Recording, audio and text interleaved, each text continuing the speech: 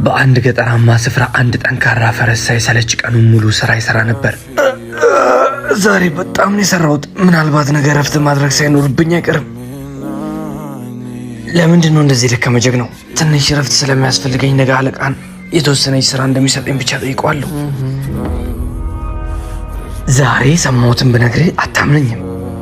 ምንድን ነው? ፈረስ እዚህ መኖር ፍላጎት የለውም። አለቃ እንደማይፈልገውና ነገ እቅድ አውጥቶ ሌላ ቦታ እንደሚልከው ነገረኝ። ምን? ዜናውን ሰምተሻል? ኧረ እኔ ምንም ነገር አልሰማሁም። ፈረስ ከዚህ ከተማ ሊጠፋ ነው። ምክንያቱም አለቃ ምግብ የሚባል ነገር እየሰጠው አይደለም። ያለ እረፍት እንደሚሰራና እንደሚያሰቃየው ነገረኝ። ምን ትይዋለሽ? መጣሁ።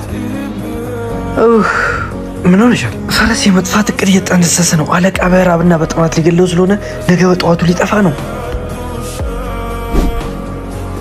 መች ጨረስኩኝ ነው አለቃ። ይህንን አታምንም? ምንድን ነው? ፈረስ አለቃው ቀን በቀን እንደሚደበድበውና ለሁሉም ነገ ጠዋት እንደሚጠፋ ተናግሯል። ምን? እኔም ሲነገረኝ እንደዚህ ነው የደነገጥኩት። ጋሼ ግባ። ምንድን ነው በዚህ ሌሊት አሯርጦ ያመጣ? ጋሼ ያንተው ፈረስ ሊሸጥ እቅድ አውጥቶልሃል። ነገ በጠዋቱ ሁሉንም እንስሳት ይዞ ከዚህ ስፍራ ለመጥፋት እቅድ አውጥቶልሃል።